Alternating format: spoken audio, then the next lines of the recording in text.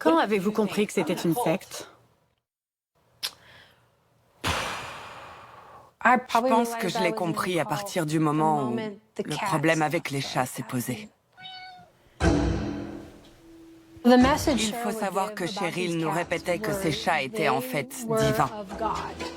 Par conséquent, on se devait de prendre soin d'eux et de leur donner beaucoup d'amour. Si on sauvait ces chats aujourd'hui, on aurait la vie sauve lors de l'Armageddon, c'est-à-dire l'apocalypse. On devait adopter des chats, peu importe leur nombre ou le travail que c'était. On devait les prendre en charge si elles le demandaient. Impossible de refuser. On n'avait pas le droit de dire non. Si on refusait, on devait partir. Et pourquoi quitter celle qui allait nous sauver quand l'enfer se répandrait sur Terre? Il valait mieux prendre sur soi et s'occuper des chats pour ne pas risquer de mourir.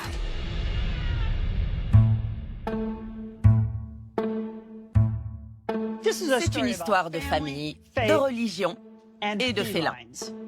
Dans le nord-ouest des États-Unis, une prédicatrice pentecôtiste Quelle place cette alliance occupe-t-elle dans votre cœur à tous? a manipulé les sentiments de ses adeptes. Les mots qu'elle emploie, le petit pupitre derrière lequel elle aime prêcher, pour attirer d'autres adeptes dans sa toile. C'est dangereux. Comment j'ai pu me montrer aussi stupide? Elle a adopté d'étranges croyances. Contemplez tous la mariée, alors qu'elle se révèle à vous dans tout son pouvoir. La femme de Dieu s'est transformée en vrai cinglé. Nos maisons étaient remplies de chats. Il y en avait partout. Et elle a tout donné pour faire taire les sceptiques. Un seul mouvement brusque, une grave coupure, et Jésus a tout de suite tourné la tête. C'était du bourrage de crâne. Elle me disait qu'il devait mourir. Cheryl voulait que Mark meure. Il faut penser comme Satan pour comprendre. Quand on emprunte le mauvais chemin, c'est terminé.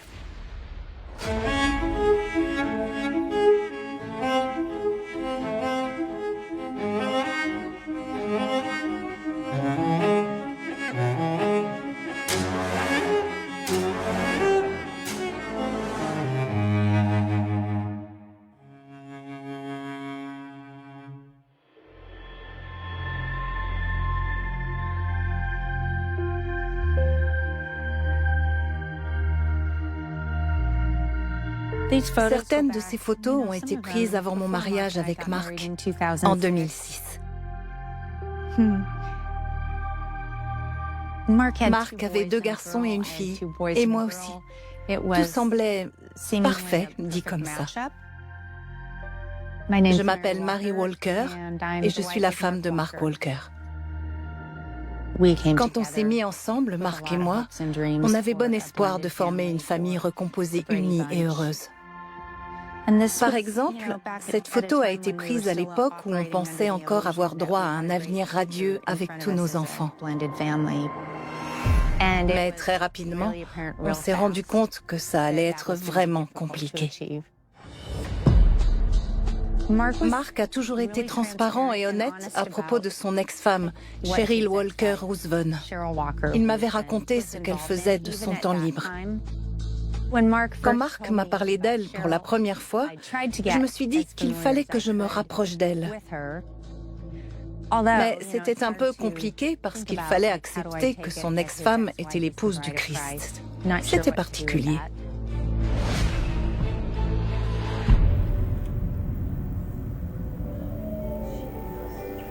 Contemplez la mariée. Cheryl Walker Roosevelt est une prédicatrice pentecôtiste de Bellingham, dans l'État de Washington. Sa façon de prêcher véhémente et son charisme naturel lui ont permis de gagner près de 200 disciples. Elle a la réputation de repousser les limites de la foi traditionnelle.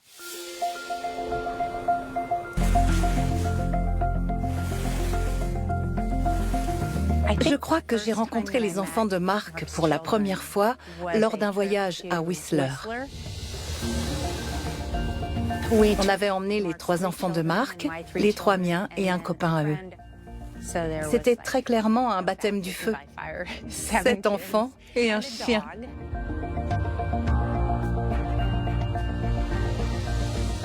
Et j'ai fait la connaissance de Cheryl après ce séjour à Whistler. Quand on est arrivé à la maison, elle nous attendait déjà dans l'allée du garage. On est entré chez nous et on a commencé à décharger les bagages de la voiture. Tout à coup, sans rien demander, Cheryl a passé la porte d'entrée. Elle a fait irruption dans le salon. J'étais dans la cuisine et là, je me souviens parfaitement avoir pensé qu'elle pouvait être dangereuse. Mark et Cheryl ont divorcé en 2004. Le juge leur a accordé la garde partagée des 3 enfants. Mais ces derniers ont fini par passer de plus en plus de temps avec leur mère. En 2008, la présence régulière de Mark dans la vie des enfants est une source de frustration pour Cheryl. Mark n'a jamais plié face aux demandes de Cheryl. Elle voulait clairement être la prophétesse, la pasteur. Lui se devait d'être soumis. Il devait la soutenir dans son désir de répondre à l'appel de Dieu et de prêcher la bonne parole. Alors quand il a refusé et qu'il s'est mis à la critiquer, elle ne l'a pas supporté. Non seulement il a refusé de lui obéir, mais en plus, il a divorcé et il s'est battu pour avoir la garde de ses enfants. De son côté, elle ne voulait absolument pas qu'il joue un rôle dans leur vie. Un seul mouvement brusque, une grave coupure, et Jésus a tout de suite tourné la tête. Elle avait attiré son attention. Elle essayait toujours de se faire passer pour une victime que Mark brutalisait. Elle racontait à sa congrégation que mon mari invoquait des démons, qu'il en était un lui-même du nom de Batamé. Elle avait aussi dit à ses adeptes que j'étais la réincarnation d'une prostituée appelée Astra. Les gens désespérés font des choses désespérées. Elle méprisait Mark. Pour elle, c'était véritablement le diable. Et elle racontait aux personnes de son entourage proche qu'il devait mourir. Pour qu'elle puisse accomplir le travail de Dieu, Mark devait disparaître. On avait des petits groupes de prière et je me souviens avoir prié pour qu'il meure. Je l'ai fait et j'en ai vraiment honte aujourd'hui. J'étais persuadée que c'était quelqu'un de mauvais et qu'il devait mourir. En 2008, un nouveau membre rejoint la communauté, un certain Rick Madrid, qui venait du Nouveau-Mexique. Il se distingue immédiatement du reste de la congrégation. Je suis un type sauvage, vous voyez ce que je veux dire. Je fais de la moto, j'ai grandi dans un ranch, toujours sur un cheval. Je bois de la bière et j'aime me battre. Rick Madrid est venu à l'église en tant que simple visiteur. Et Cheryl l'a abordé très vite. Elle ne le lâchait plus. Elle lui consacrait des prophéties. Il avait une réputation de mauvais garçon. Il y a eu un jeu de séduction qui s'est installé entre eux. Elle était jolie. J'ai donc rapidement été attiré par elle et par l'image de gentille fille qu'elle renvoyait aux autres. Le truc, c'est que quand on était ensemble, quand je passais du temps avec elle, j'avais des visions. Et il se passait des choses étranges. Un jour, alors qu'on était en train de faire l'amour, j'ai fermé les yeux et j'ai eu l'impression qu'on flottait sur une rivière et qu'on faisait des allers-retours sous l'eau, qu'on dévalait des cascades. Plus j'étais avec elle, plus c'était intense. Je ne saurais pas dire exactement quoi, mais Cheryl a quelque chose. Rick a été séduit par Cheryl et il a emménagé à Bellingham. Il s'est installé chez elle et ils se sont mariés. À l'église, dans la communauté, tout le monde disait que Mark allait mourir. Quand Cheryl en parlait, c'était un événement spirituel. J'étais à la fois le nouveau père spirituel et le nouveau mari spirituel. Je pensais qu'il allait tomber raide mort. J'en étais sûr. Elle me répétait sans arrêt que Mark était censé mourir. Mais ça n'arrivait pas. Et ça commençait à l'agacer. Elle était à bout de nerfs. C'est à ce moment-là que Cheryl a demandé à Rick d'accomplir l'impensable. Pour Cheryl, les accidents n'existaient pas. C'était du bourrage de crâne. Elle me disait qu'il devait mourir. Jusqu'où irez-vous pour attirer mon attention? Comment vos prières pourront-elles se distinguer de toutes les autres? On ne disait pas non à la prophétesse. Jamais. Et Cheryl voulait que Mark meure. C'était du bourrage de crâne. Elle me disait qu'il devait mourir. Elle a acheté une carabine automatique. On s'est entraîné à tirer. On a dû tirer 1 millier de balles. Ensuite, elle me posait des questions comme « Elle est loin cette cible ?» Moi je tirais. « Et celle-là, tu peux l'atteindre ?» Et celle-ci? On allait de plus en plus loin.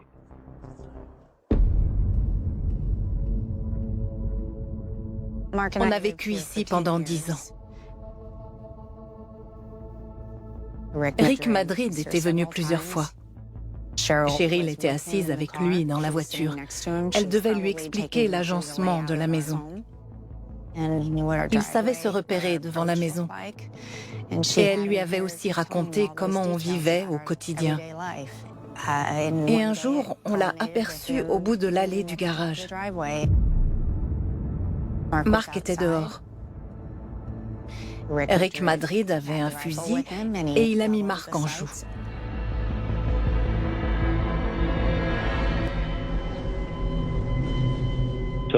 Alors, un jour j'y suis allé. Et j'étais juste en face de chez lui. Il était dehors avec sa femme. J'étais dans la voiture. Je l'avais dans ma ligne de mire. Et là, Rick Madrid avait un fusil et il a mis Mark en joue. Il l'avait dans sa ligne de mire.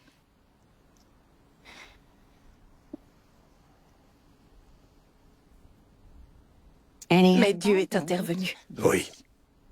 Il a décidé de ne pas presser la détente. Et on est ravis qu'il ne l'ait pas fait. Oui.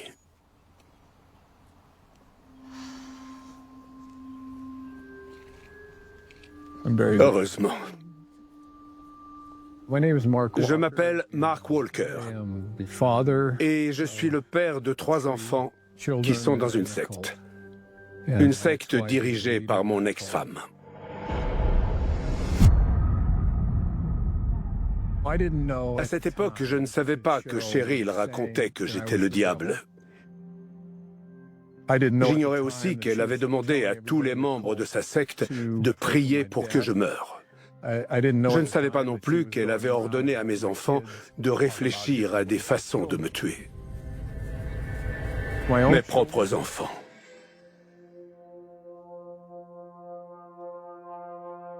Je ne veux pas croire qu'ils sont mauvais, mais pourtant c'est le cas. Quand on emprunte le mauvais chemin, c'est terminé. Quand j'y repense aujourd'hui, je me dis que c'est ridicule. Je n'aurais jamais fait ça de mon propre chef. Je sais qu'elle m'a manipulé. Les types de son église, ils étaient faibles. De vraies carpettes, des femmelettes. Puis je suis arrivé. J'étais différent. Cheryl savait exactement quel genre d'homme j'étais. Je pense qu'elle avait tout prévu. Qu'est-ce qui vous a arrêté? C'était Dieu. J'ai reposé le fusil et je suis parti. Je savais que Dieu était intervenu. Ce qu'il faut savoir, c'est que Mark n'a eu connaissance de cette tentative de meurtre que des années plus tard. Et il n'a jamais porté plainte. C'est entre Cheryl et Rick que tout s'est joué. Et ce sont eux qui ont dû faire face aux conséquences de cette entreprise ratée. En rentrant, je lui ai demandé si Mark Walker doit mourir. Alors pourquoi Dieu m'a-t-il empêché d'intervenir? Explique-moi ça. Tu débites un sacré paquet de conneries à la minute. J'aurais pu l'éliminer facilement. Mais comme je ne l'ai pas fait, Cheryl m'a jeté. Si quelqu'un se mettait à critiquer Cheryl, elle intervenait pour étouffer les reproches dans l'œuf. Elle humiliait régulièrement les gens en public. Si vous aviez dit du mal d'elle et qu'elle l'apprenait, elle vous sermonnait devant tout le monde pour vous ridiculiser. Je l'ai déjà vu humilier des hommes devant leurs femmes en proférant de fausses accusations.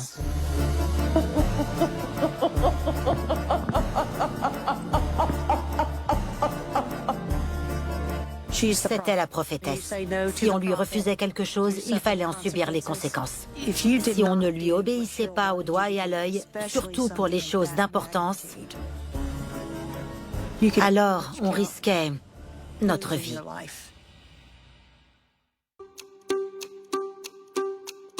J'ai rencontré Cheryl à Spokane, dans l'État de Washington.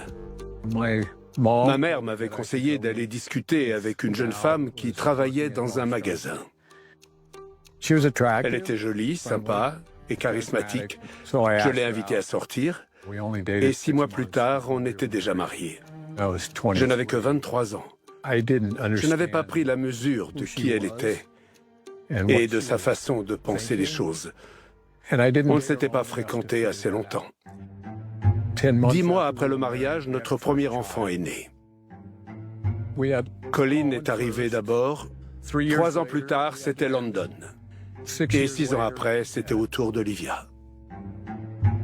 J'avais l'impression d'avoir la responsabilité de rester marié. Ça devait marcher entre nous. J'ai grandi dans une famille de chrétiens très conservateurs.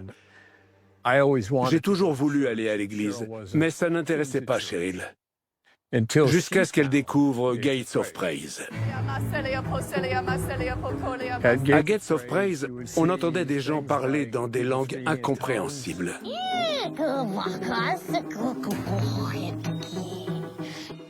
D'autres réalisaient des exorcismes pour expulser les démons hors des gens. Moi, je n'étais pas habitué à tout ça. Quand Mark a rencontré Cheryl, elle n'accordait pas d'intérêt à la religion. C'est étrange. Sa découverte de Gates of Praise et le temps qu'elle a passé là-bas permettent d'expliquer pourquoi elle est devenue gourou. C'était Debbie Lynch qui dirigeait Gates of Praise. Et je dois dire que Cheryl a tout de suite apprécié sa façon de prêcher. Il cherche les dirigeants qui affirmeront leur volonté de traverser. Elles sont devenues très proches l'une de l'autre. C'était presque comme si elles avaient une liaison. Je ne sais pas s'il s'est passé quelque chose entre elles, et je ne le saurai jamais, mais Debbie a rapidement nommé Cheryl au poste de pasteur associé. Elle adorait cette situation parce que ça lui donnait du pouvoir. C'est à mon tour. Soit on m'adore, soit on me déteste, mais je ne laisse personne indifférent. Amen. Quand on écoute ses sermons, on comprend bien que Cheryl aimait plus que tout être au centre de l'attention de ses paroissiens. Pour elle, le pouvoir était comme une drogue. En 2001, elle se sépare de Debbie Lynch et elle fonde sa propre église appelée Freedom Fire Ministries. Cheryl n'avait jamais reçu de formation pour devenir pasteur. D'ailleurs, elle avait à peine lu la Bible. L'objectif des âmes démoniaques est de vous faire tomber sous la coupe de cette autorité spirituelle.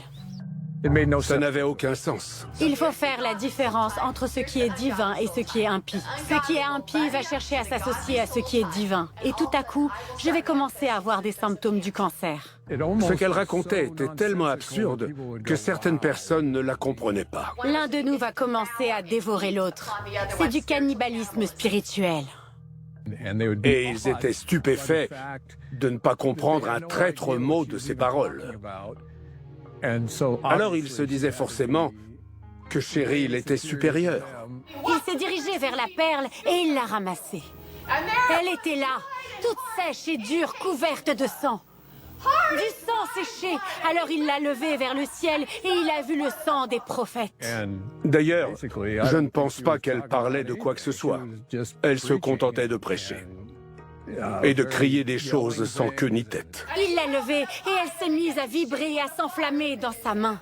Et le feu de Dieu Tout-Puissant est descendu du ciel et a enflammé la perle.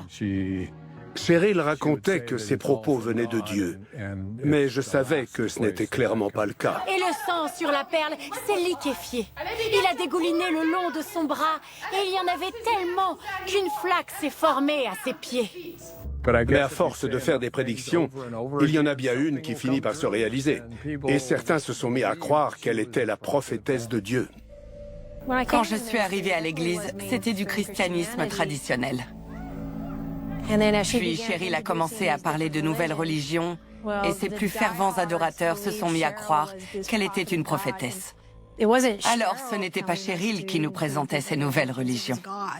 C'était Dieu à travers elle. Alors tous ceux qui ont trouvé refuge dans les temples et les sanctuaires ne seront plus tes prisonniers désormais.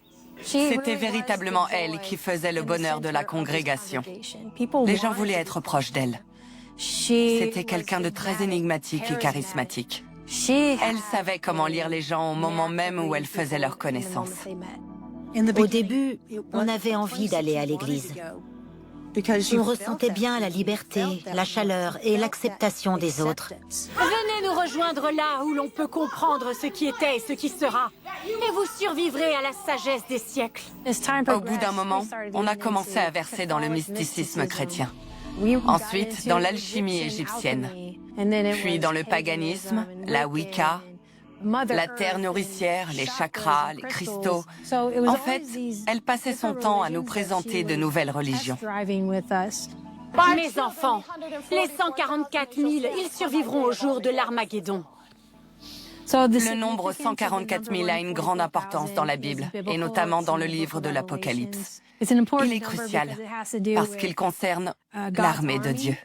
Les élus. À la fin des temps, Dieu choisira 144 000 personnes et ces dernières survivront. C'est à ce moment-là que l'Antéchrist arrivera. Et il y aura des signes de Dieu, des guerres seront déclarées, ce sera l'Armageddon. Les 144 000 sont les véritables soldats de Dieu et ils seront révélés quand cette époque arrivera. Engendrez le feu pour briser leur étreinte et consumer le sacrifice que tous verront. Ils reconnaîtront alors que Dieu leur donne le véritable amour. On parlait très souvent de la fin des temps. Il y avait toujours cette crainte. Quelque chose de terrible allait arriver et Cheryl était notre seul et unique salut. Je ne croyais pas du tout à ce qu'elle faisait, mais je voulais rester proche de mes enfants. Mon seul objectif, c'était de trouver comment les libérer de ce groupe dans lequel ils étaient piégés tous les trois. Mais dans une secte, il n'y a pas de place pour la dissension. Alors tous ceux qui n'adhèrent pas aux croyances doivent être séparés du reste du groupe. On les évite. Cheryl a donc fait appel à la police pour se débarrasser de moi. Et elle m'a accusé de l'avoir poussé. Je ne l'ai pas touché. Quand on porte une accusation contre vous, les gens ont tendance à vous croire coupable. Je suis un nounours. Je ne fais pas de mal à une mouche. Alors forcément, ces accusations m'ont fait du mal. Parce que je ne suis pas comme ça. J'ai passé la nuit en prison. C'est ce soir-là que je me suis dit qu'il était temps d'appeler un avocat et de demander le divorce. Heureusement, les charges contre Mark ont été abandonnées, parce que rien ne venait étayer les accusations de Cheryl. Malgré tout, cette dernière semble avoir manipulé le système judiciaire à son avantage pour obtenir ce qu'elle désirait. Pendant le divorce, le juge m'a bien dit que je ne devais jamais parler en mal de Cheryl devant les enfants. Alors ce que j'ai essayé de faire, c'est de me montrer aimant avec eux, de jouer mon rôle de père. Puis, j'ai appris que Cheryl leur demandait régulièrement de prier pour que je meure. Le soir, quand ils étaient à table, elle leur disait de réfléchir à différentes façons de me tuer. Je me montrais gentil avec eux. Et c'était très frustrant de constater que j'étais en train de perdre face à elle et que je ne pouvais rien y faire. Quand le divorce a été finalisé, le juge a annoncé une garde alternée. Mais comme Mark le craignait, ça a créé une fracture entre ses enfants et lui. Pour Cheryl, semer les graines de la discorde en famille n'était pas nouveau.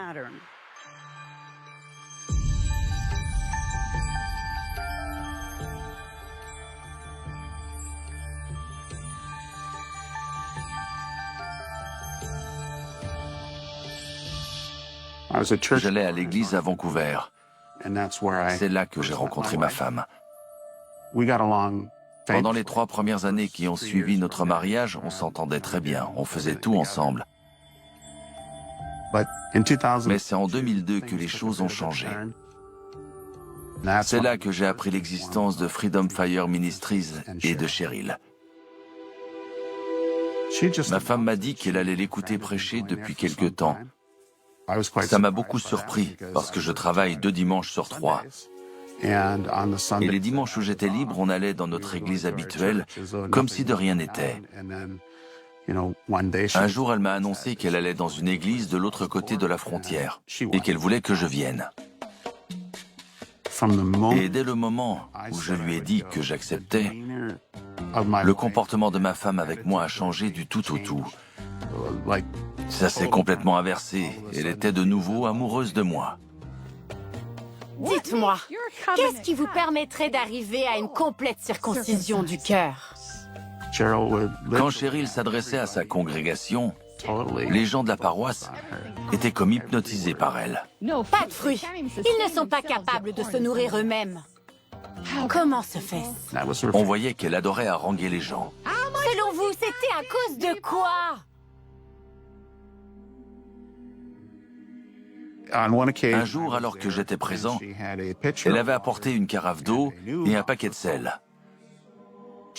Elle a alors versé le sel dans l'eau et bien mélangé le tout.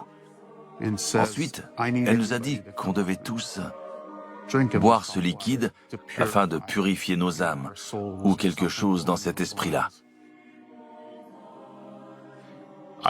Forcément, ça m'a tout de suite rappelé la communauté de Johnstown et le fait que Jim Jones avait fait plusieurs essais juste avant d'empoisonner tous les membres de sa secte. Jim Jones était le gourou d'un groupe religieux dans les années 70. Il a convaincu toute sa communauté, femmes et enfants inclus, de boire du jus de fruits contenant du cyanure. Ce suicide de masse a provoqué la mort de 900 personnes, y compris Jim Jones. Alors, cette communion à l'eau salée dont Rod a été témoin est extrêmement inquiétante. Il s'agissait d'un essai. Elle voulait voir s'il y aurait des hésitations. Mais il n'y en a pas eu du tout. Tout le monde était prêt à le faire. Ça faisait maintenant une bonne année que ma femme assistait à ces sermons, et mes enfants avaient aussi été exposés aux élucubrations dangereuses de Cheryl à propos de la fin des temps. J'imaginais ma femme leur présentant du jus de fruits et leur ordonnant de le boire. J'étais terrorisé.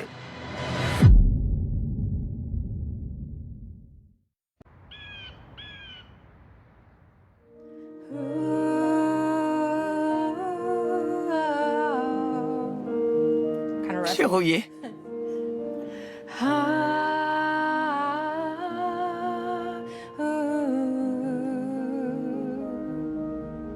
J'ai grandi dans une famille chrétienne. Dès le plus jeune âge, j'ai su que je devais cacher qui j'étais vraiment. Quand j'étais à la maternelle, je suis tombée amoureuse d'une petite fille de CP. Mais à cause de mon éducation religieuse, je savais que je devais cacher cette partie de moi.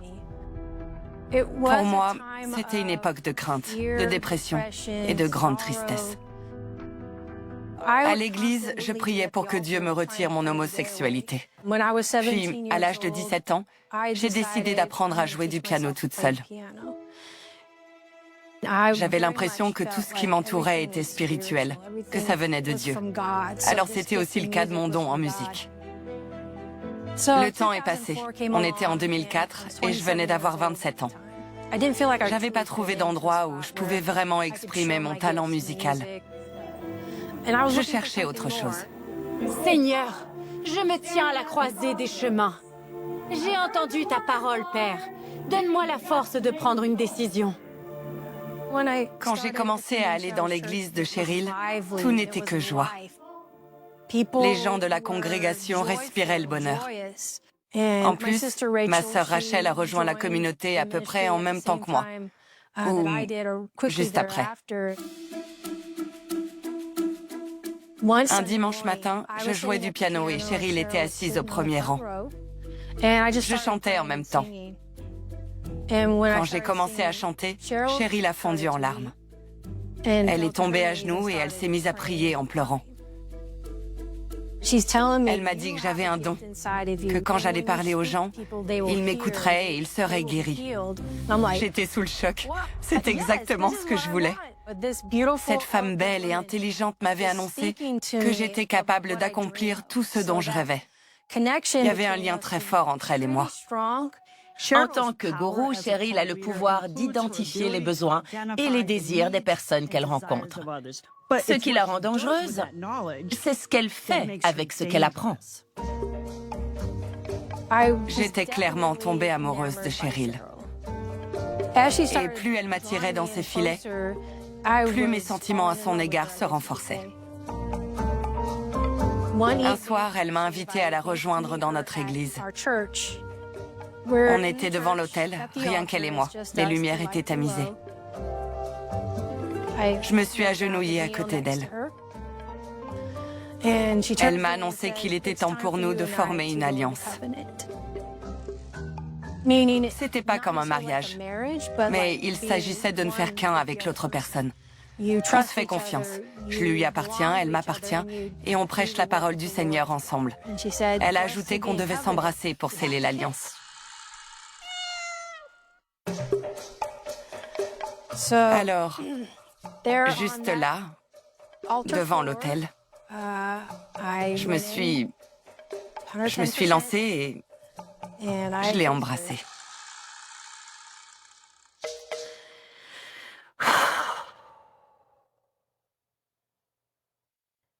C'est dur d'en parler.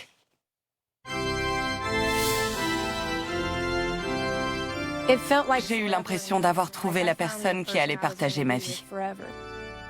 À certains moments, elle me disait « Ce qu'on vit, toi et moi, ce n'est pas de l'homosexualité. C'est la volonté de Dieu. » Mais parfois, pendant la messe, elle prêchait contre l'homosexualité. Pourtant, 2 jours après, on s'envoyait en l'air. J'étais sans doute partagée à propos de son point de vue sur tout ça. Mais j'étais prête à mentir à tout le monde, parce que j'avais enfin trouvé ce que je recherchais dans une relation avec une autre femme. Les 4 premiers mois ont vraiment été magiques. Puis d'un coup, tout a changé. On était dans sa chambre, assise sur le lit, et elle m'a annoncé « Tout ça, c'est fini. C'est terminé. On n'est plus ensemble comme ça. » Je ne comprenais pas du tout ce qui venait de m'arriver. J'avais le cœur brisé, j'étais anéantie. J'étais amoureuse d'elle. Je ne m'étais jamais sentie aussi mal de toute ma vie. Maintenant que j'y repense, je me dis que Cheryl a fait tout ça pour la musique. Je crois que ma musique a permis d'ajouter une plus-value à son église. Et c'est ce qu'elle cherchait. Mais le plus triste dans tout ça, c'est que je suis restée. J'étais persuadée que si je la quittais, j'allais avoir un terrible accident ou que j'allais tout simplement tomber raide morte parce que j'avais cessé de croire en elle. C'est vous dire l'influence qu'elle avait sur moi. Je ne pouvais pas partir. Dieu me le ferait payer. Dites-moi ce que vous entendez.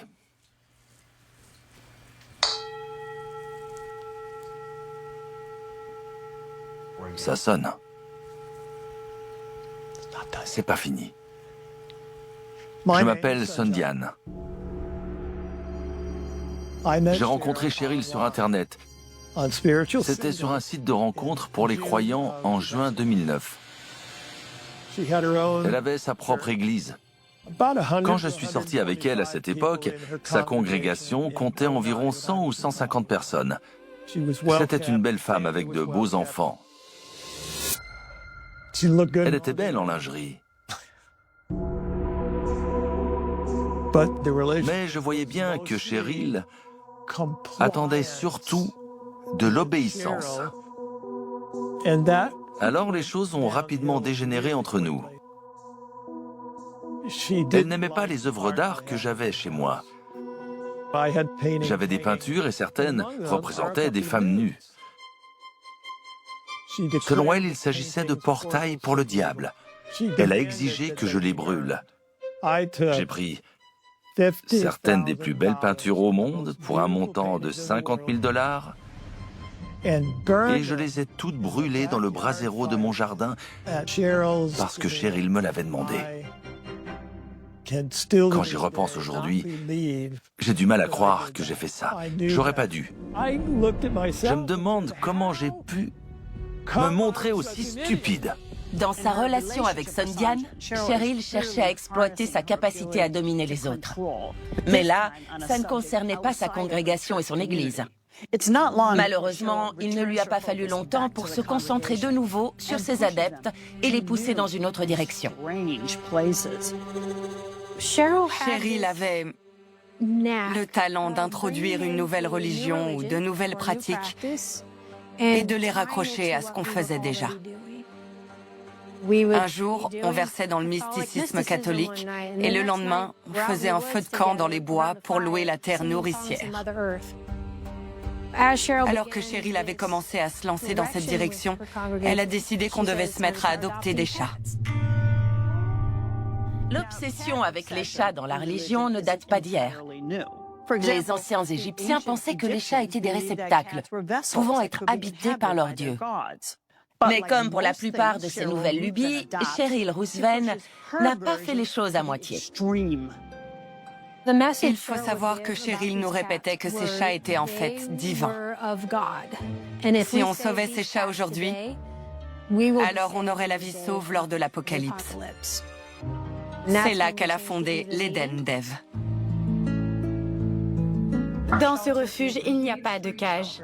Ainsi, n'importe qui peut interagir avec le chat qu'il pense être bon pour lui. L'Eden d'Ève est alors devenue une organisation à but non lucratif. On visitait des refuges dans l'État de Washington et on adoptait les chats qui étaient sur le point d'être euthanasiés. On les rapportait chez nous. On les soignait, on les nourrissait, on s'occupait bien d'eux et on les déposait ensuite à l'Eden d'Ève. C'était un endroit public où les gens pouvaient venir adopter les chats le week-end. Les chats qui s'y trouvaient étaient adorables. Qui n'aurait pas voulu adopter tous ces petits chats? Mais le truc, c'est que pour Cheryl, sauver un ou deux chats n'était pas suffisant. Elle s'est mise à travailler avec des refuges de tout l'État. Les bénévoles allaient chercher 30 ou 50 chats à la fois, souvent même encore plus. Cheryl demandait aux gens intéressés de quitter leur maison ou leur travail pour venir chercher les chats qu'ils avaient choisis au sanctuaire. Elle répétait que quand on adoptait des chats, ils devaient être notre priorité. Ils devaient passer avant les conjoints et aussi avant les enfants. Ils devaient être nourris en premier. La litière et les paniers devaient être propres avant que vous puissiez prendre votre petit déjeuner et emmener les enfants à l'école. Puis, elle en a fait un concours. Elle disait, eux, ils en ont 35. Vous ne pouvez pas en prendre plus? Donnez-vous à fond. On avait 20 chats dans une pièce et 25 autres qui se baladaient dans la maison. On avait des litières absolument partout dans le salon et la salle à manger. C'était répugnant. Les chats étaient tellement nombreux qu'elles n'étaient jamais propres. Vous avez déjà senti l'odeur d'une litière qui n'a pas été nettoyée depuis quelques semaines? Eh bien, multipliez cette odeur par 100. Ma maison sentait comme ça. J'étais devenue complètement dingue. J'étais colérique. Je pleurais beaucoup. Je faisais des crises.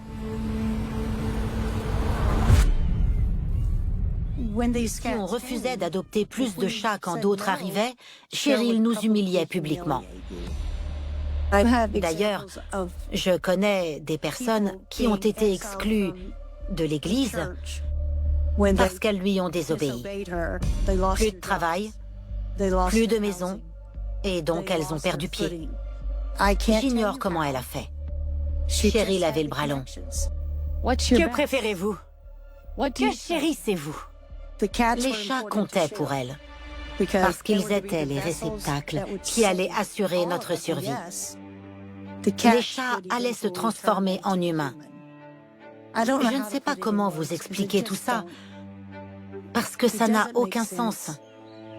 La femme de Dieu s'est transformée. Dieu nous apprend qu'on aime la personne, mais pas son esprit. En vrai cinglé. C'est un esprit de la mort, il est très puissant. D'où votre ressenti, il arrive. Un jour, j'ai dit à mon mari Ricky que je n'en pouvais plus. Je me fichais de son statut de prophétesse ou du fait qu'elle avait été choisie par Dieu. Impossible de la faire passer avant lui. Et impossible de la faire passer avant Dieu. Quand j'ai confié tout ça à Ricky, il m'a dit qu'on devait quitter la congrégation. Quelle place cette alliance occupe-t-elle dans votre cœur à tous? Les exigences de Cheryl vis-à-vis de ces gens sont honteuses. Les seuls liens affectifs qu'ils entretiennent sont justement ceux avec leurs proches. Elle cherche à tester leur dévotion envers elle. Ce que je me demande, c'est que fera Cheryl si ces personnes arrêtent d'obéir? Je suis allée chez une amie. Elle a ouvert la porte et je me suis effondrée. J'ai dit, c'est fini. Je n'en suis plus capable. Mes enfants sont ma priorité, pas les chats. Mon ami m'a laissé pleurer dans ses bras. J'étais rentrée depuis à peine 15 minutes quand on a frappé à la porte. Mon ami avait raconté à Cheryl tout ce que je lui avais confié. Tout. C'est terrible. Il nous fallait sa permission pour tout. On n'avait pas le droit de partir. Tout ce qu'on faisait devait avoir été approuvé par la prophétesse. Et je savais que Cheryl était tout à fait capable d'humilier ma famille ainsi que mes enfants. Elle pouvait faire des choses dont mes enfants ne se remettraient jamais. Il était hors de question que je laisse mes enfants se faire humilier. L'emprise de Cheryl sur sa congrégation est telle que les membres en viennent à se surveiller les uns les autres. On peut se demander jusqu'où les choses vont aller.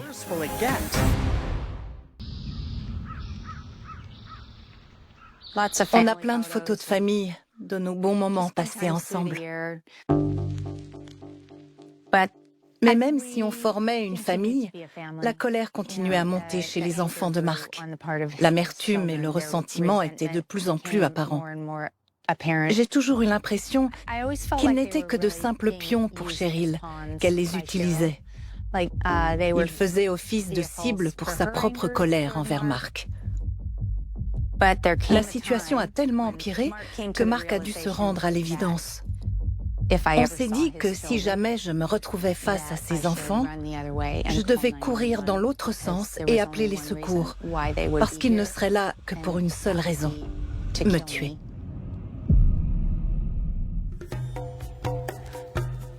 Tu veux monter? C'est son endroit préféré. Allez. Elle adore s'allonger là pour veiller sur son royaume. Vers 2007-2008, j'ai su que je faisais partie d'une secte. À un moment, Cheryl a fermé les portes. Elle n'acceptait plus de nouveaux membres. C'était devenu une religion secrète. Le refuge pour chats, ce n'était qu'une façade derrière laquelle on se cachait. C'est ce que les gens voyaient de l'extérieur, pas ce qu'il se passait à l'intérieur. Nos maisons étaient remplies de chats. Il y en avait partout. Vous imaginez le stress que peut ressentir un chat entouré de 30 de ses congénères? Donc qu'est-ce qu'ils font? Ils pissent sur les murs et ils font leurs griffes sur les tapis. En général, il y avait entre 14 et 30 chats par foyer. Moi, j'en avais 17 à ce moment-là. Nos intérieurs sentaient la javel. Enfin, un mélange de javel et d'urine de chat. Ils détruisaient nos maisons petit à petit. On ne dormait plus. Cheryl nous forçait à nous lever toutes les 3 heures pour les nourrir, les brosser, pour s'assurer que tout le monde se porte bien. C'était excessif, c'était beaucoup trop. Je pense que c'est là que j'ai commencé à me dire que c'était n'importe quoi. J'étais très proche de ma sœur, mais on avait trop peur de se confier l'une à l'autre, de parler de nos sentiments. On ne discutait jamais de nos inquiétudes par rapport à ce qu'il se passait. Parce que si je lui confiais quelque chose, ou si elle me confiait quelque chose, on pouvait ensuite le répéter à Cheryl. C'est ce que faisaient les autres. Ils ne faisaient que rapporter. Et quand Cheryl l'apprenait, elle n'attendait pas pour agir. Elle passait son temps à nous humilier. Je savais que je devais me sortir de là. Mais j'avais été endoctrinée, ou peut-être que j'avais peur. J'arrivais pas à sauter le pas et je voulais pas quitter ma sœur. Je suis l'alpha et je suis l'oméga. Je suis le début et je suis la fin. Je suis le commencement et le dénouement. C'est très dangereux. Cheryl exige une confiance totale de la part de ses adeptes. Mais elle crée aussi une atmosphère de méfiance au sein du groupe, dans le but d'affaiblir les liens entre les membres. Et elle cherche toujours à repousser les limites encore plus loin. Nous sommes allés voir le film Da Vinci Code, tous ensemble, en tant que congrégation. Et ça a été un grand tournant pour Cheryl. C'est à partir de là qu'elle a commencé à dire qu'elle était Marie-Madeleine. Elle était revenue sur Terre en tant que Cheryl, mais au fond, elle était réellement Marie-Madeleine. C'est intéressant que Cheryl ait choisi Marie-Madeleine. On sait qu'elle a tiré son inspiration de plusieurs textes religieux, mais aussi de la culture populaire, d'un peu partout. Au début des années 2000, Da Vinci Code a été un grand succès. D'abord sous forme d'un roman, puis avec son adaptation au cinéma. La grande révélation dans Da Vinci Code, c'est que Marie-Madeleine n'est pas une prostituée, c'est la femme de Jésus. La puissance de mon épouse est sur le point d'émerger. Elle se présente revêtue du sang de mon fils. Voici l'épouse du pouvoir. Cheryl s'affiche dorénavant comme Marie-Madeleine, la femme de Jésus. Et ses disciples mordent à l'hameçon. Au cours des rituels de communion, Cheryl se piquait parfois le bout du doigt. Ou alors elle s'entaillait carrément la main et fermait le poing pour faire couler son sang dans le verre de l'Eucharistie. On devait ensuite le boire, parce qu'elle était la représentation féminine de Jésus. C'était le sang du Christ. Ça me dégoûtait un peu, je dois l'avouer.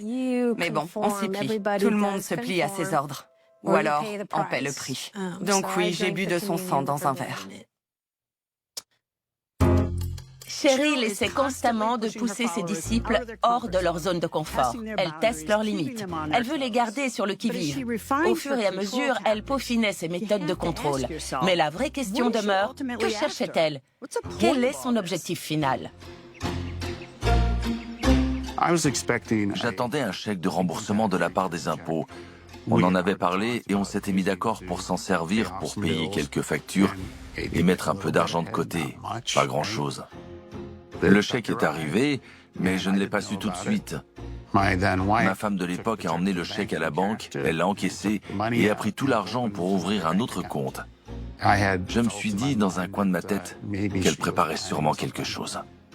C'est à partir de ce jour-là que j'ai commencé à m'inquiéter. Ça ne sentait pas bon, il se tramait quelque chose. Bonjour, je suis la sœur de Rod, je m'appelle Carole. Je savais que la secte avait un site internet, donc je suis allée sur Freedom Fire Ministries et j'ai commencé mes petites recherches. Il y avait de nombreuses pages consacrées aux différentes paraboles. Je lisais un tas de passages qui mentionnaient une grande quantité de sang versé, de familles déchirées, d'huile brûlante qu'on versait sur les gens. Ça ne ressemblait pas du tout au traditionnel « aime ton prochain », aux paroles d'amour et de compassion envers sa famille et ses proches. Ça n'avait rien à voir. Le message sous-jacent, c'était plutôt la destruction massive et totale. Je n'en croyais pas mes yeux. Je n'avais jamais rien lu de tel. Mais ce que j'ai trouvé étrange, c'était qu'il y avait d'un côté ces paraboles particulièrement effrayantes et de l'autre les doctrines habituelles de la foi chrétienne, tous les préceptes qu'on entend partout. Du coup, en surface, si on ne lisait que leur page d'accueil et qu'on ne fouillait pas trop dans les paraboles, ça ressemblait à n'importe quel site chrétien. Il n'y avait rien de choquant. Ce qui était choquant à l'époque, ce sont les paraboles et les enregistrements audio. On pouvait écouter les prédications de Cheryl Walker Roosevelt, c'est juste Roosevelt maintenant, où elle poussait des cris.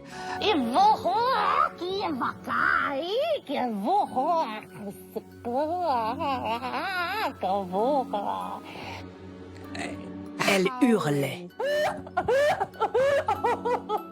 Elle avait une voix monstrueuse dans les enregistrements.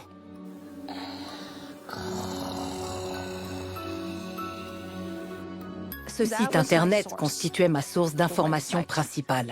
C'était une mine d'or. Vous voulez que ma main vous bénisse? Alors attirez mon attention, a dit le Seigneur. Qu'est-ce qui va vous différencier des autres personnes qui me supplient constamment? Qu'est-ce qui vous fera sortir du lot? Vos prières et l'aumône. Voilà comment je me souviendrai de vous, dit le Seigneur. Par vos prières et l'aumône. Contrairement à beaucoup de personnes dans la même situation, Rod avait des proches, des membres de sa famille qui n'étaient pas sous l'emprise de Cheryl et qui savaient effectuer des recherches. C'est ce qu'a fait sa sœur Carol. Elle a compilé un dossier de toutes sortes d'informations concernant Cheryl en se disant que ça servirait peut-être à un moment. Ensuite, il s'est passé quelque chose d'important en septembre. Du jour au lendemain, mon frère a reçu une sorte d'ultimatum. Ma femme est venue me dire que j'avais jusqu'au 24 septembre pour me soumettre à Cheryl et à son enseignement. Je crois qu'elle a utilisé le terme « suprématie » même, et que je devais lui céder le contrôle de nos finances. Sinon, elle partirait avec les enfants. C'est quand même incroyable de dire ce genre de choses à la personne qui partage votre vie. Si tu ne te plies pas à ce que je veux de toi, je te retirerai tout ce qui a de la valeur à tes yeux. Est-ce qu'on peut faire pire que ça? Je ne pense pas. Le pire est déjà atteint. C'était un samedi. Le lundi, je suis allé travailler comme tous les jours. Tout était normal à la maison. Mais quand je suis rentré, j'ai retrouvé la maison vide. Je suis allé dans la chambre de mes fils et il y avait un tas de cartes avec des messages d'adieu. Je ne savais pas où se trouvaient mes enfants, ni où était partie ma femme. C'est là que j'ai compris qu'elle manigançait ça depuis un bout de temps. C'était un lundi ce jour-là, et le lendemain, on était au tribunal. Et vous savez quoi? Toutes les recherches étaient prêtes. On s'est présenté devant le juge et Rod est revenu sur toutes les étapes les unes après les autres. Le juge a fait allusion au fait que ma femme s'était abandonnée à Cheryl, qu'elle avait renoncé à son autonomie. Ce jour-là, le juge était convaincu que Cheryl, son église et tous ses membres représentaient une véritable menace pour mes enfants. Mon frère a obtenu la garde exclusive provisoire des enfants sur simple description, bien qu'on ignorait encore où se trouvaient ses enfants et son ex-femme. Les jours suivants, on n'a pas arrêté de se creuser la cervelle pour tenter de comprendre où ils étaient partis. J'étais terrorisé. Où est passée ma femme? Si elle est partie aux États-Unis, ils pourront la cacher, je ne sais où. Vais-je revoir mes enfants? Mes pires cauchemars étaient devenus réalité. Le royaume déçu a souffert de la violence. Les plus violents ont été éliminés par la force. C'est ça, la marque du malin.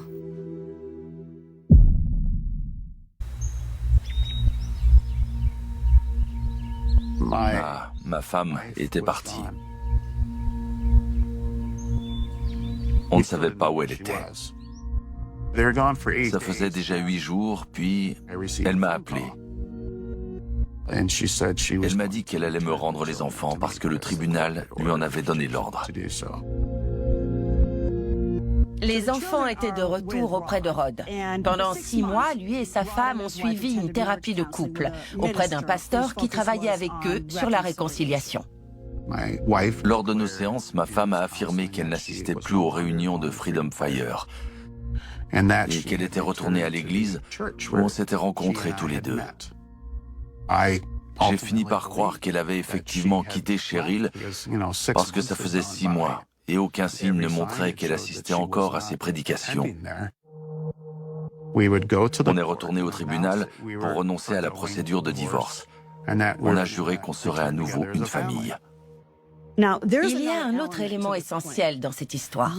Rod a accepté de modifier l'adresse principale des enfants pour l'adresse de sa femme, le temps qu'il trouve une nouvelle maison pour y emménager tous ensemble en tant que famille réunie. Mais ça ne s'est pas passé comme Rod l'espérait. Je me souviens très bien de ce jour-là. Elle était assise sur une chaise longue dans son jardin. Je me suis avancé pour lui parler et elle m'a dit « Tu sais, j'ai continué à aller aux réunions de Freedom Fire depuis tout ce temps. Je me suis mise d'accord avec les enfants. Je vais les garder ici avec moi. » Ça a été un grand choc pour moi. Tout se passait bien, on allait de l'avant, on allait redevenir une vraie famille, mais finalement, ça n'avait été qu'une illusion.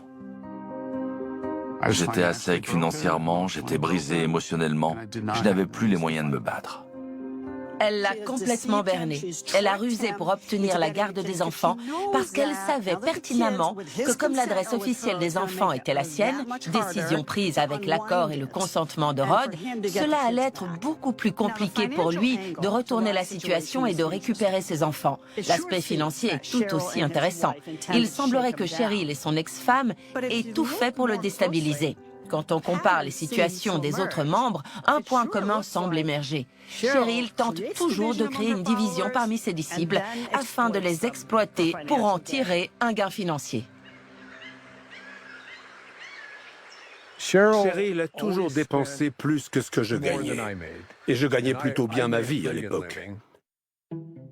Dans notre arrangement au moment du divorce, si on calcule bien et qu'on additionne tout ce qu'elle a obtenu, on arrive à environ 750 000 $. Même si elle a dit à toute sa congrégation et à nos enfants que je ne lui payais pas de pension alimentaire et que je l'avais laissée sans le sou. Toutes les offrandes que nous faisons au temple ne sont pas équitables. La dîme, nous sommes obligés de la payer. Cheryl n'arrêtait pas de nous rabâcher l'importance des dîmes et des offrandes. Les dîmes et les offrandes. Donner de l'argent pour ci, donner de l'argent pour ça. J'ai donné sans compter. Et j'ai récupéré mes parts d'actions de l'entreprise avec laquelle je travaillais. J'avais reçu dans les 100 000 $. Et je dirais que la moitié a fini entre les mains de Cheryl. Sauf que l'argent n'allait pas du tout où on pensait. C'était juste pour financer son train de vie et celui de sa famille. Cheryl avait des millions de dollars. On avait à peine des milliers, nous. Mais elle voulait tout pour elle. En 2009, nous avons adopté notre 6e enfant. Cette année-là, le service des impôts offrait une prime ou remboursait les frais d'adoption à certaines familles, notamment si vous adoptiez un enfant aux besoins spécifiques. Nous avons été remboursés à hauteur de 28 000 $ et nous en avons donné 7 000 à Cheryl, sans compter tout l'argent qu'on a versé pour les chats. Cheryl récupérait les chats dans les refuges sans aucun frais. Mais on devait quand même payer la nourriture, la litière et des frais d'adoption. Et tout ça, ça finissait évidemment dans ses poches à elle. Pour chaque chat, il fallait débourser minimum 75 $. Même si vous en adoptiez 2 en même temps, ça ne changeait pas la donne. C'était quand même 150 $. Ensuite, il fallait acheter une certaine marque de croquettes, une certaine marque de litière. On devait tout acheter en passant par Cheryl. Elle achetait tout en gros, et nous, on devait passer par l'Eden Dev pour tous nos achats qui concernaient les chats. Et c'était des produits très chers. Jusqu'à ce qu'on se rende compte plus tard que tout l'argent qu'on dépensait pour les chats lui servait à payer ses opérations de chirurgie esthétique, ses implants mammaires et tout ce qu'elle faisait pour être plus féminine ou je ne sais quoi. Ça a été très difficile à accepter, ça m'a fait mal. C'est absolument incroyable. C'est une arnaque à la consommation. Avec un total de 150 disciples et chaque foyer ayant entre 20 et 30 chats, elle a dû se faire des centaines de milliers de dollars sur le dos de ses adeptes. Elle se prête à un jeu pervers, un jeu malsain, car dès qu'un de ses disciples ose se plaindre, elle en profite pour en tirer encore plus de bénéfices. Bien entendu, la méthode la plus efficace pour s'assurer que ses adeptes soient les plus dociles, c'est de les séparer de leur entourage qui leur apporte force et soutien. Diviser pour mieux régner, ça a toujours été le cas. Et le sang est venu de la mer. Il bouillonnait à la surface avant d'y plonger. C'est le sacrifice. On fait partie de sa famille jusqu'à ce qu'elle en décide autrement. Elle voulait nous séparer. Je pense que si elle avait pu, elle nous aurait séparés, Ricky et moi. D'ailleurs, il m'en a parlé un jour. Il m'a dit « Je crois qu'elle essaye de nous déchirer. » Et je ne comprends pas pourquoi. Je croyais vraiment en elle au début. Mais si c'est vraiment la prophète de Dieu, pourquoi est-ce qu'elle essaierait de nous séparer comme ça? On a commencé à recevoir plusieurs coups de téléphone de la famille. Parce qu'on venait de diagnostiquer la maladie d'Alzheimer à mon beau-père. Il fallait qu'on y aille rapidement si on voulait passer du temps avec lui. Et je sais que c'est horrible à dire, mais on s'est servi de cette excuse. On n'a accepté aucun refus de qui que ce soit. On est simplement parti. On est descendu jusqu'en Louisiane pour voir mon beau-père. Je peux même vous dire la date, c'était le 5 juillet 2012. On a pris la voiture et on a quitté l'État de Washington. Et quel sentiment de liberté. Ce n'est qu'après notre départ que Cheryl s'est rendu compte qu'on n'était plus forcément d'accord avec elle. On ne lui a pas dit où on allait exactement, pour assurer notre protection. Je sais que ça a quand même été difficile quand on a déménagé en Louisiane, mais ça n'était pas aussi difficile qu'à Bellingham. On ne t'a pas adopté pour que tu subisses toutes ces épreuves. Je sais bien. On t'a adopté pour t'offrir une belle vie. Je m'appelle Faith Hughes et je suis la fille de Connie Gibbs. J'ai été adoptée à l'âge de 6 ans. Quand on a quitté l'État de Washington, je crois que j'avais 12 ans. Si on n'était pas partis, je ne sais pas ce qui nous serait arrivé, mais je pense pas qu'on serait encore ensemble. Oui, je pense qu'on ne serait plus une famille si on était restés là-bas. Tu te rends compte du danger dans lequel on se trouvait?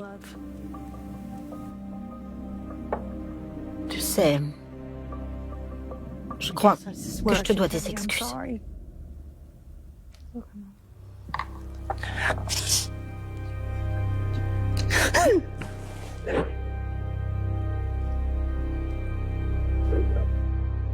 J'étais contente qu'il décide de déménager en Louisiane. Je voulais avoir des amis et je voulais vivre avec ma famille. Je voulais être heureuse. Je leur en suis très reconnaissante. Je suis contente qu'ils aient pris cette décision.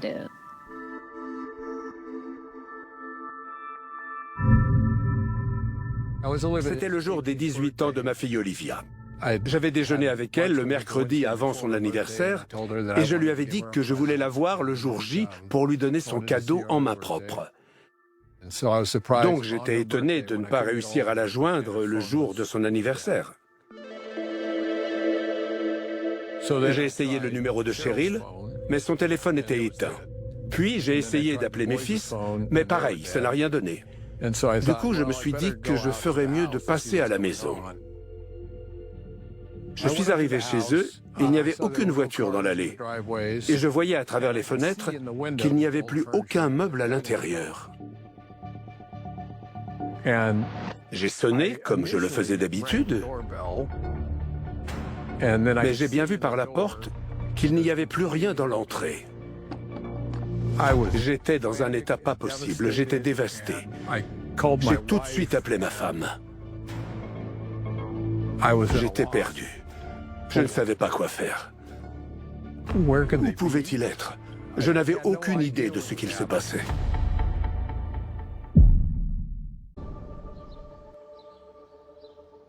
Le déménagement de Cheryl dépendait d'une condition importante. Sa plus jeune fille devait avoir 18 ans. Ce jour-là, à minuit, ils ont coupé leur téléphone portable. Les numéros que Mark Walker avait en sa possession n'étaient plus attribués. Et ils sont partis pour le Tennessee dans la nuit. Cheryl nous l'avait annoncé lors d'une de nos réunions. Mentez pour qu'on puisse partir.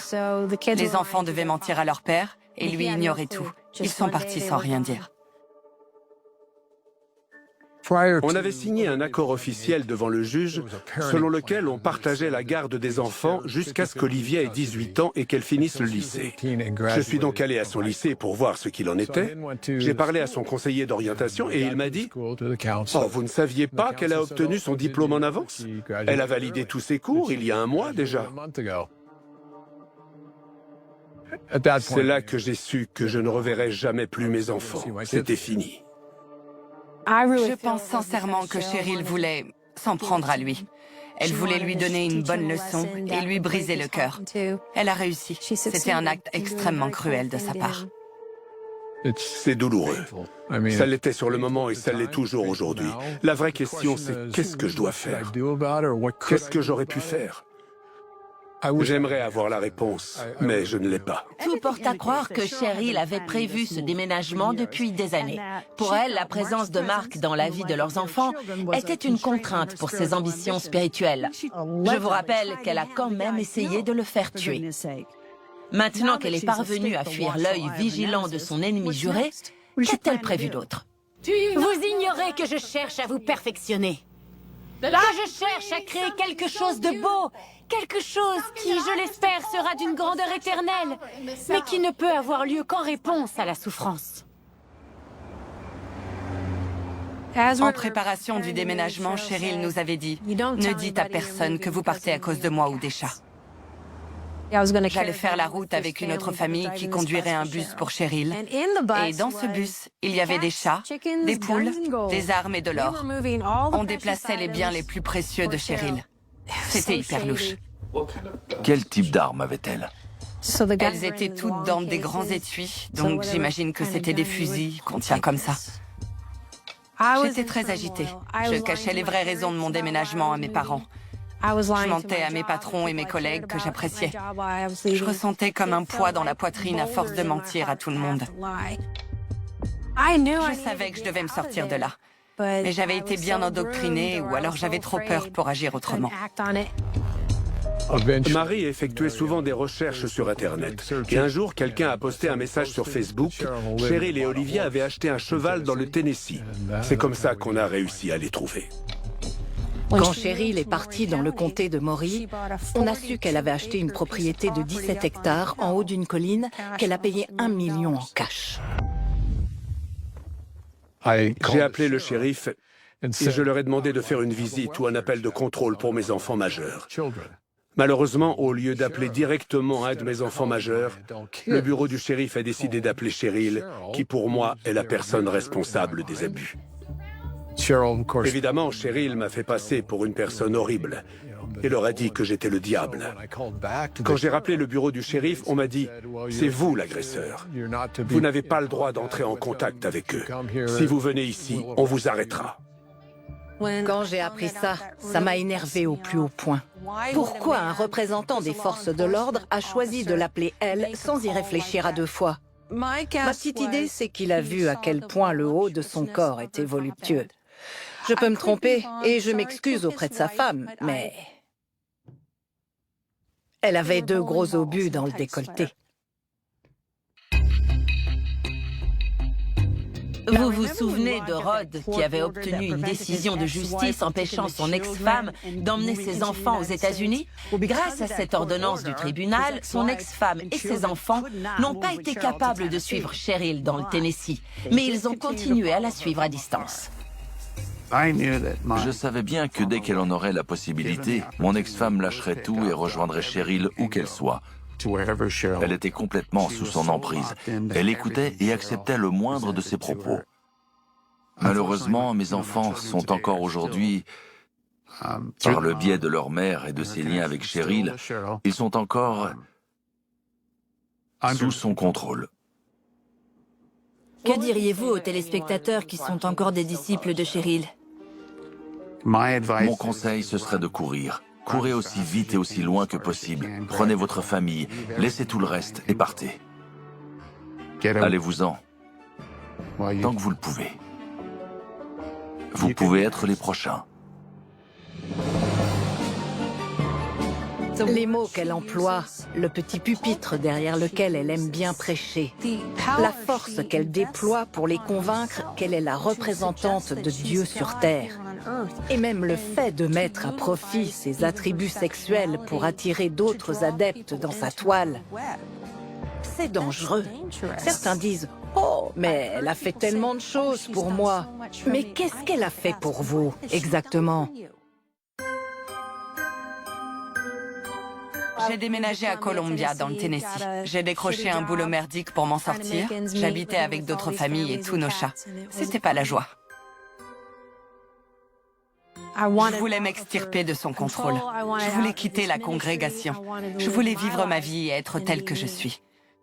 Je me suis mise à la production musicale, j'ai rencontré une autre musicienne et le courant est tout de suite passé entre nous. J'ai commencé à me confier à elle. Je lui ai dit que je vivais un enfer et que je savais pas comment m'en sortir. Où est-ce que je pourrais aller? J'ai encore 14 chats sous ma protection. Et elle m'a dit, emménage avec moi, pars et on trouvera une solution. C'est elle qui m'a donné le courage de quitter la secte. Ensuite, j'ai fait mon coming out à ma sœur. Je lui ai dit, Rachel, voilà le type de relation que j'entretenais avec Cheryl. C'était une relation intime. Je suis gay et j'ai rencontré une autre femme. Je suis tombée amoureuse d'elle et je quitte la secte. Ma sœur a pleuré toutes les larmes de son corps, et moi aussi. On a enfin été capable de partager toutes les horribles choses que nous avait fait vivre Cheryl. L'expérience de Mary illustre parfaitement la raison pour laquelle les gourous comme Cheryl tiennent à isoler leurs disciples. Parce que ce sont les interactions sociales extérieures qui menacent le plus leur influence. Parfois, il suffit d'un seul allié. Ça peut être un ami ou un membre de la famille qui leur donne de la force et qui arrive à les persuader de partir. Je l'ai annoncé à Cheryl. J'ai rencontré quelqu'un. Je suis tombée amoureuse. Et je pars vivre avec elle. Je m'en vais. Elle a recommencé à me couvrir d'attention et d'amour. Elle m'envoyait des lettres et des mails, m'expliquant à quel point elle tenait à moi, qu'elle avait besoin de moi dans sa vie. S'il te plaît, ne pars pas. Elle a demandé à me voir une dernière fois, donc je suis allée chez elle. Elle m'a attirée dans sa chambre et elle voulait qu'on discute. Donc encore une situation très intime. Elle a essayé de me supplier encore une fois. S'il te plaît, demande à ta petite amie de rejoindre le groupe. On pourra changer le monde tous ensemble.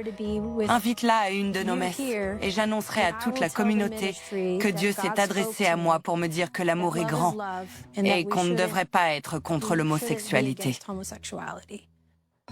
Ça a été sa dernière tentative pour m'empêcher de partir. Mais j'ai refusé. Je lui ai dit qu'il fallait que je parte. J'avais déjà assisté au départ d'autres membres, et elle se montrait très méchante et rancunière. Mais ça n'a pas été le cas avec moi. Le lendemain ou le surlendemain, j'ai reçu un appel de son homme fort. Il m'a dit que je devais détruire tous les documents que j'avais en ma possession. Les photos, les chansons, les vidéos. Tu détruis tout et tu le fais tout de suite. J'étais tellement désespérée. Je voulais tellement quitter son emprise que j'ai accepté. D'accord, je m'en fous, je vais tout supprimer. Et je l'ai fait. Je le regrette aujourd'hui. J'aurais dû mentir et ne pas le faire. Mais non, j'ai quasiment tout détruit. À mon avis, elle s'est montrée beaucoup plus douce avec moi qu'avec les autres, parce qu'elle craignait que je fasse ce que je suis en train de faire. Parler de mon histoire, prendre mon courage à deux mains et raconter ce qu'il s'est passé. À partir du moment où on a appris que Cheryl avait commissionné un tueur à gages pour nous tuer, on s'est dit que la meilleure défense, c'était une bonne attaque. Dès que j'ai découvert où elle avait déménagé, j'ai créé une page Facebook. Y a-t-il une secte à Columbia dans le Tennessee? L'objectif étant d'alerter les habitants. Ils avaient peut-être une voisine diabolique. La page est devenue une sorte de refuge où d'autres personnes pouvaient raconter leur histoire. Les efforts et la présence de Mary Walker sur les réseaux ont attiré l'attention d'un journaliste qui a ensuite publié un article détaillé sur la secte pro-chat de Cheryl en constante évolution. Plus les habitants de Columbia, dans le Tennessee, en apprenaient sur le type de personnes qui se cachaient parmi eux, plus Cheryl sombrait dans la paranoïa. Ce jour-là, j'étais chez moi et je pensais qu'on en avait fini avec Cheryl, que c'était du passé. Ça m'arrivait encore de taper son nom sur Internet par curiosité. Pas souvent, mais de temps en temps. Et là, je suis tombée sur un podcast. Vous écoutez The Opportunist, le podcast des gens lambda qui tournent mal. On a tiré. On n'arrêtait pas de tirer des balles. Un bon millier. Ils interviewaient cet homme du nom de Rick Madrid, qui avouait avoir été victime d'un gros complot. Il avait été recruté par Cheryl Walker Roosevelt pour commettre plusieurs meurtres dans l'État de Washington. N'oubliez pas que même si la congrégation de Cheryl connaissait l'existence de Rick Madrid, le complot présumé visant à tuer Mark Walker n'était pas très connu avant la diffusion de cet épisode du podcast.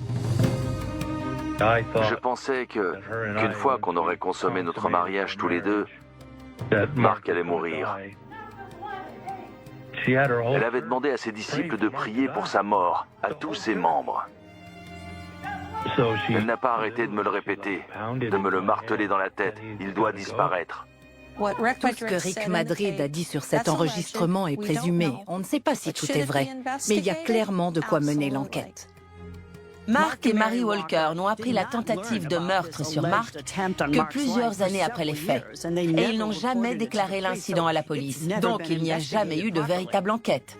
Il reste de nombreuses questions sur cette affaire. Donc nous avons essayé de retrouver Rick Madrid. Et on a été très surpris de ce qu'on a découvert. Allô? Bonjour, vous êtes Rick Madrid? Non, il est décédé il y a quelques années. Oh, c'est vrai? Tout à fait. Il souffrait d'apnée du sommeil. Et apparemment, le médecin a dit qu'il était mort dans son sommeil, tout simplement. Ah mince, je suis désolé, je voulais lui poser quelques questions sur Cheryl. Vous savez quelque chose sur le temps qu'il a passé avec elle? Non, pas du tout. Il a déménagé ici, dans l'État de Washington, et y est resté une année environ. Puis il est retourné chez lui. Il n'en a jamais parlé. Rick s'est confié ouvertement dans ce podcast et quelques mois plus tard, il meurt. Est-ce que ça peut être une étrange coïncidence? Bien sûr. Nous savons que Rick vivait au Nouveau-Mexique au moment de sa mort. L'État du Nouveau-Mexique ne délivre d'acte de décès qu'aux membres de la famille du défunt. Nous n'avons pas trouvé d'avis de décès publié, donc nous ne pouvons pas confirmer sa mort. Pour les anciens disciples de Cheryl, cette histoire soulève un tas de questions. Elle fait preuve d'une certaine finesse. Elle parvient à convaincre les gens de faire ce qu'elle veut. Le fait que Rick n'ait pas exécuté ce que Cheryl voulait qu'il fasse et le fait qu'il en parle ensuite de manière publique a fait de lui une cible, c'est certain. Je pense sincèrement que Cheryl est une personne dangereuse. Mais ce qui est encore plus dangereux, c'est le pouvoir qu'elle peut avoir sur autrui, parce qu'elle est la prophétesse. Personnellement, je trouve ça très suspect qu'il soit mort de cause inconnue. Cheryl avait potentiellement demandé à Rick de tuer son mari. Qu'est-ce qu'il savait d'autre qui aurait pu faire du mal à Cheryl ou ternir encore davantage sa réputation? Je la considère tout à fait capable de commanditer la mort de quelqu'un. Et si elle peut demander ce genre de choses à ses sous-fifres, que pourrait-elle exiger d'autre si elle se sent coincée sans aucune échappatoire?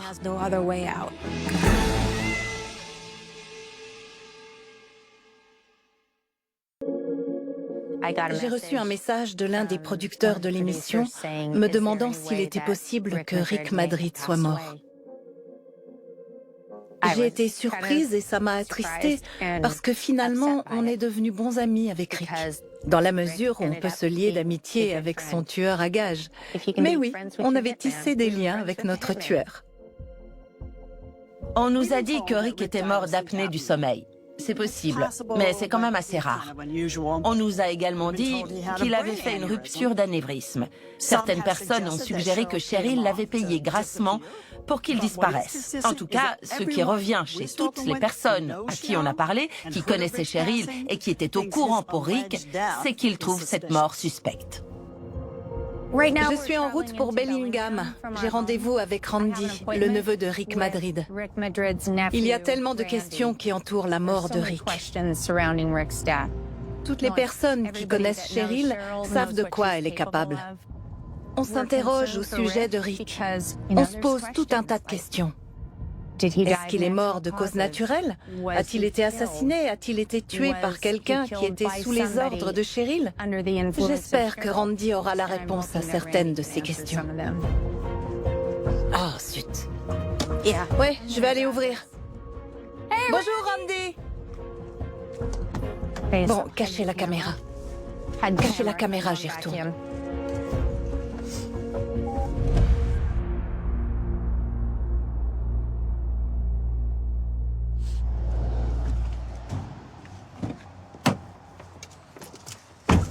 Quelle merde! Ça va? Rick lui a dit... Rick lui avait confié que Cheryl voulait nous tuer. D'accord.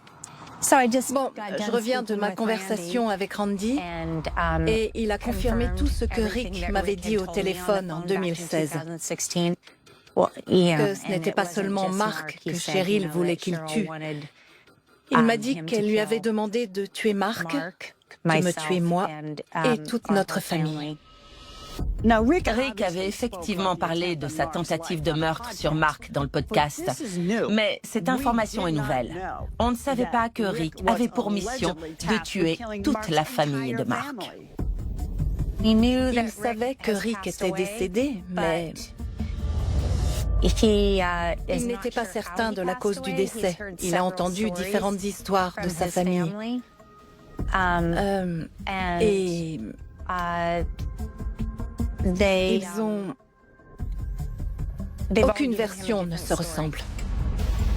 Pourquoi tant de théories sur la mort de Rick Madrid? Si Cheryl est effectivement complice, eh bien, ça n'annonce rien de bon pour elle, pour ses disciples ou pour toute sa communauté, si la nouvelle se répand. Par contre, ce complot présumé d'assassinat contre Mark Walker ne peut pas être poursuivi en justice, car trop de temps s'est écoulé depuis. Le délai de prescription pour les conspirations est dépassé. Cependant, il reste un autre angle d'attaque qui pourrait être envisagé par les enquêteurs qui se pencheraient sur l'affaire de Cheryl Roosevelt et sa secte féline. Ce n'est pas le crime le plus accrocheur, mais il a déjà servi à attraper certains des criminels les plus célèbres du pays. Beaucoup de gens m'ont demandé ce qui, d'après moi, motivait Cheryl et quelle personne elle était vraiment. Je pense que la réponse la plus simple, c'est l'argent. Si Cheryl s'est lancée dans des activités illégales, c'est pour l'argent. Elle volait de l'argent à ses disciples. Elle ne payait pas tous ses impôts et elle déposait tout dans des comptes à l'étranger. Je dirais qu'il suffirait de suivre l'argent. Les personnes qui ont passé beaucoup de temps dans la secte pensent qu'il n'y a pas de séparation entre sa vie personnelle, sa congrégation et le refuge pour chats. Si Cheryl avait besoin d'argent, elle n'avait qu'à se servir. Je sais qu'elle a au moins 3 comptes bancaires au Panama. Je ne sais pas ce qu'il y a dessus, mais quelqu'un devrait être au courant. Où est son or, son argent? Où sont tous les métaux précieux qui ont été transportés depuis l'État de Washington?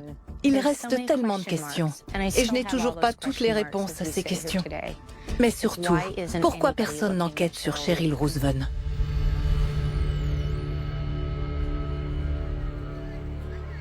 J'ai appris que Cheryl n'habitait plus dans le Tennessee, mais qu'elle avait à nouveau déménagé et qu'elle avait choisi Columbia, dans le Kentucky. Je pense qu'elle a ressenti le besoin de bouger à nouveau parce qu'elle avait attiré l'attention des médias. Et j'ai cru comprendre qu'elle avait ouvert un nouveau refuge. Ce n'est plus l'Eden Dev, mais le rêve de Da Vinci. Et ce n'est pas seulement pour les chats. Ils ouvrent leurs portes aux chiens également. J'imagine qu'elle se cache à nouveau derrière un refuge animalier. L'évasion fiscale et la fraude financière sont des crimes jugés au niveau de l'État, mais aussi au niveau fédéral. Si une enquête concernant les associations à but non lucratif de Cheryl révélait des actes répréhensibles, elle pourrait très bien s'exposer à des sanctions pénales, qu'il s'agisse d'une amende, d'une période de probation ou même d'une peine de prison. Dans tous les cas, quelle que soit la sanction qui lui sera imposée, elle sera dérisoire en comparaison de la souffrance que Cheryl Ruthven a causée aux nombreuses familles qu'elle a déchirées.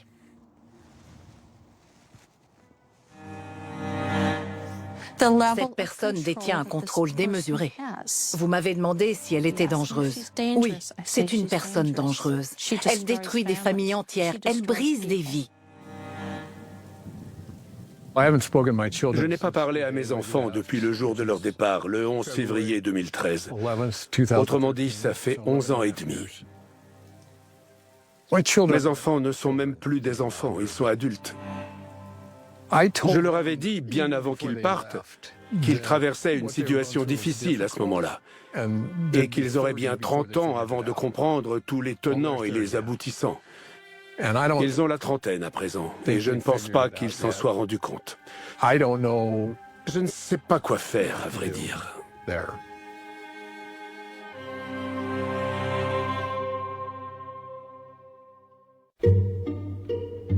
Je remercie de tout cœur cette femme qui m'a ouvert sa maison pour que je reprenne pied. Mais la vie fait que on n'était pas faites l'une pour l'autre. Après ça, j'ai rencontré la plus merveilleuse des femmes et je l'ai épousée. Elle m'a ouvert son cœur et sa famille. J'ai une belle fille à présent. J'ai une famille fantastique, une carrière passionnante, une maison magnifique. Je ne suis pas devenue folle.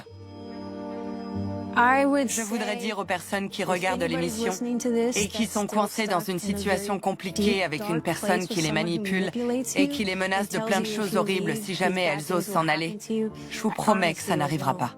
Tout ce qui vous attend de l'autre côté des mensonges, c'est la vraie vie, une vie authentique. J'aime toujours les chats. J'aimais les chats avant que Cheryl nous torture avec eux. Comme vous pouvez le voir sur ma chemise. Ce sont des chats noirs en hommage à mon dernier chat du refuge, l'Eden Dev. Elle s'appelle Evie. Donc oui, j'aime ces boules de poils. Cheryl ne contrôle pas tous les chats. Elle ne contrôle pas le mystère qui les entoure ou leur manière bien à eux de nous faire rire. Elle ne m'a pas pris mon amour pour les chats. J'aime toujours ces petites bêtes.